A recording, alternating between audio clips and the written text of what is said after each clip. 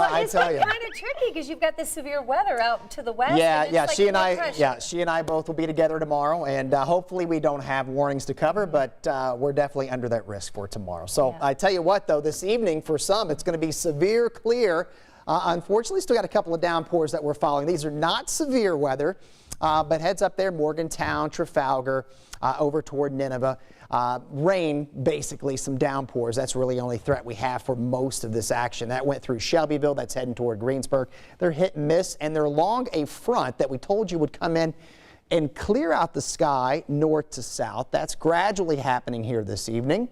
And eventually it's going to deliver some less humid conditions, but you're going to have to sweat it out across the southern portion of the state. Bedford right now at 80, Greensburg at 80 with that shower starting to move in, scattered clouds there in Bloomfield. And then as we work toward the central portion of the state, now we're getting on the north side of that front, 74 in Crawfordsville, 78 in Indy, Connorsville at 78. And as we get into the northern third of our viewing area here, start to see a brighter sky there for the most part. Look at that shot there in Carmel at 77. That looks great.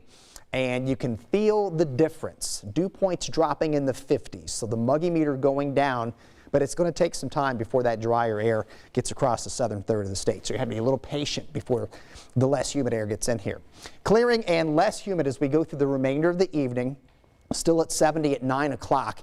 And as we get into tomorrow, I think a really comfortable start to the day. We'll be in the 50s. Now, tomorrow is a weather-aware day. Doesn't mean it's going to storm start to finish. There will be time in the morning to get things done outside. And if you have campers, I think probably till about noon, you should be in pretty good shape. After 12 p.m., fair game for rain and thunderstorms. And notice we'll go from the comfortable air early in the morning. You're going to get more humid. So if you have late day outdoor plans, that's what's on the way.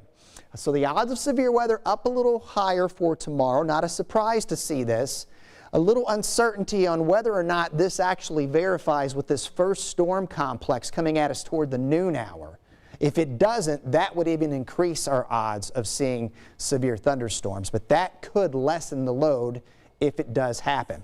This is by 7 p.m. So we may have a couple of different bouts of thunderstorms moving through central Indiana going into tomorrow afternoon and tomorrow evening for that matter. After we get through Wednesday, still circling Thursday for the pick of the week. We'll have clouds around in the morning, becoming sunny, going to be less humid in the afternoon, and that breeze coming in from the northwest will deliver a refreshing finish to the day and a bright one at that as we'll get into the 70s here. Enjoy it. The third system this week shows up.